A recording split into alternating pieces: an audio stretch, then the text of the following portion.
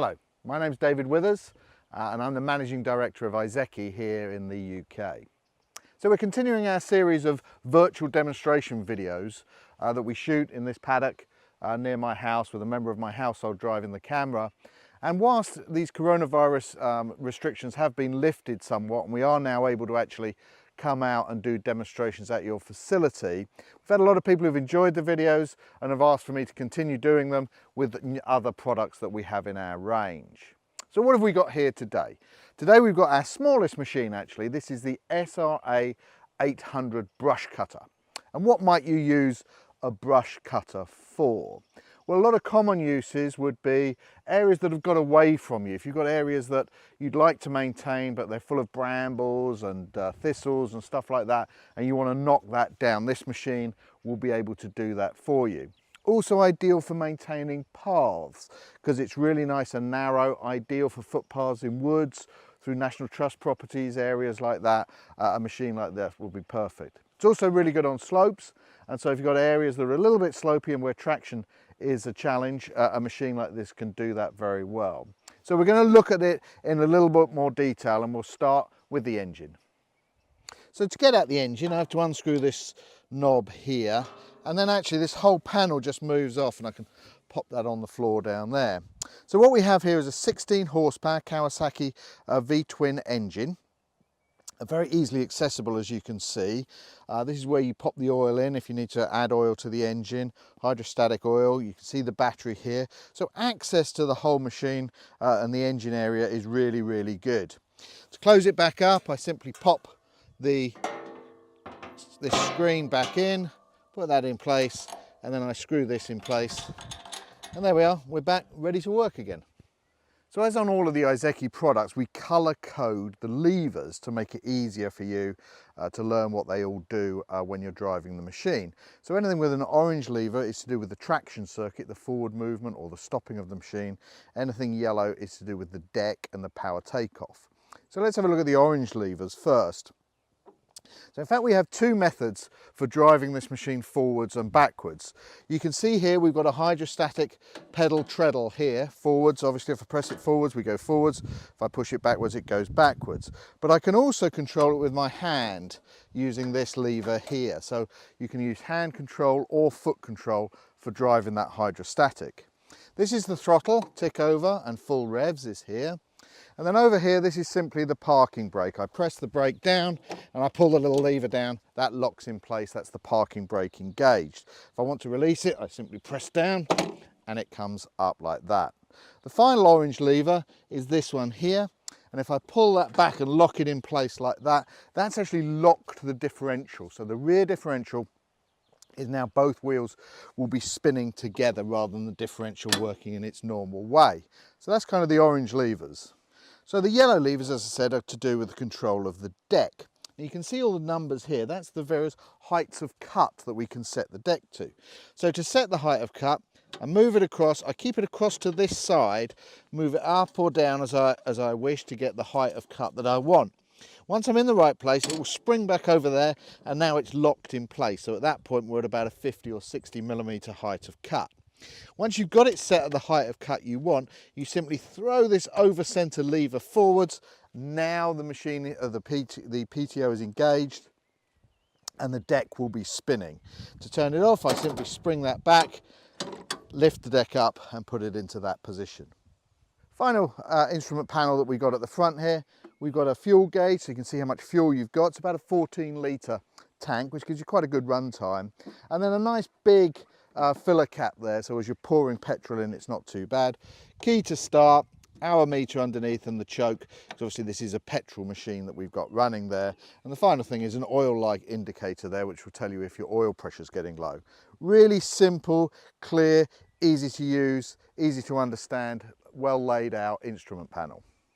One of the other nice little features we've got on this machine here, obviously the deck gets quite messy and dirty because it's interfacing with all that material as it's mowing through. So what we have here is you can just see a little pipe there, little pipe sticking out. If we just push a hose onto that, hold that on there, have somebody sit on it, run the machine, and that will in essence pressure wash the deck underneath there, get it all really clean and nice.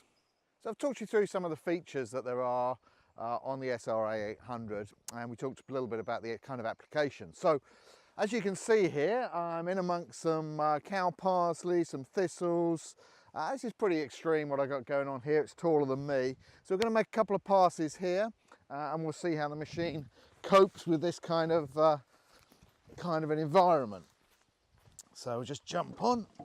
Again, I don't need a seat belt because this is not a ROPS, this is just an operator's platform. So we'll start up, take the handbrake off. So we're going to rev it up. Okay, so let's just see how we get on cutting through this kind of stuff. I'm not going that fast because we are processing a lot of material, as you can see here. We just basically, if I can knock it over with the machine, then it will cut it. So let's just turn around here at the end. So that was you kind of heard a different noise there. That was a big stick we knocked over. So let's just carry on, do another couple of passes here. And so this is ideal if you've got areas that have kind of got away from you and you're trying to get them back under control again. Nice little machine like this does a brilliant job of just getting it under control, and then you can maintain it more maybe with something else going forwards, but you want to get it under control to begin with to just knock it all down. And I think this kind of shows pretty clearly that even a little guy like this can just cope with this no problem at all. So we'll just make this final pass and then we'll have a look at what we've left behind. Just sort of pull it over here. So I'm going to park it up there, put the handbrake on and turn it off. Just jump off. So I think you can see here, we've just demolished that area in about a minute or so, made 3 or 4 passes there and completely knocked it down. So I'm going to clear the rest of this area so we get it down to how we want it to be.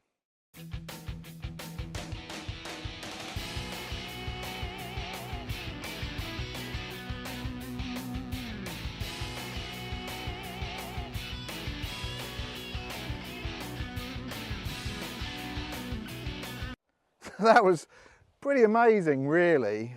We've kind of cleared this whole area. It took about 5 or 6 minutes. Obviously we speeded it up because you wouldn't want to watch me doing that whole thing. Able to get in and out of these trees really easily. Maneuverability was great, and I actually barely made the engine cough at all going through this really heavy stuff. Thistles, stinging nettles, brambles, cow parsley. Quite an extreme area here that we've just cleared in a very, very short period of time. It's an amazingly powerful machine. So I'm going to run this along beside the lake here, just mowing through this area.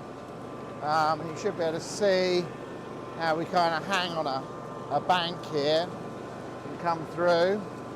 And I'm just mowing along here. I'm going to come up the edge there, just to show you the kind of traction that the machine has got. I haven't got diff lock on. I mentioned before that it has got a diff lock button on it, but I haven't got that on. But now you can just see I'm just coming up here, not trying particularly hard, and I'm through that area. So one of the really great things about this product is it's really narrow. So we've only got an 800mm deck. So if you want access through just a normal gateway, we're going to get through there absolutely no problem at all. And you can see here we've got an area running alongside the lake, where it's pretty narrow between the fence and the trees. And so you'll see here how I can just run straight along here, getting through those narrow areas.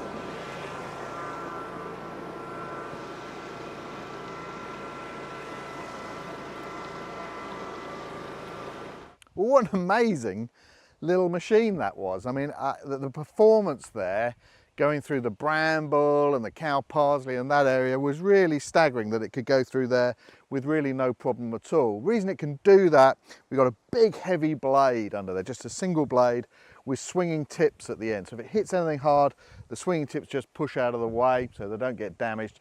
The blade itself is really heavy and we get this big momentum going. and so it can cope with even that heavy material that you saw there. Really is an amazing machine, and for the quality of it and the features and the benefits that you get with a machine like this, it really is incredibly great value as well. Incredibly well priced machine. I won't say the price because it will make the video go out of date, but it really is very, very good value for what the machine will do. So as ever, we've really enjoyed making this video and been amazed at the performance of the machine. Don't forget, if you've got an Iseki product and you're looking for parts or service or any kind of support, our dealers are open. They've maintained their workshops and parts departments all the way through this lockdown, and are starting now as it's easing to get their sales guys back out there as well. So if you need a demonstration of an Iseki product, please just contact your local dealer. They're there for you, and they can deliver machinery, deliver parts, deliver service in a safe and responsible manner all the way through this crisis. So I hope you've enjoyed the video. We've certainly enjoyed making it, and I hope you will stay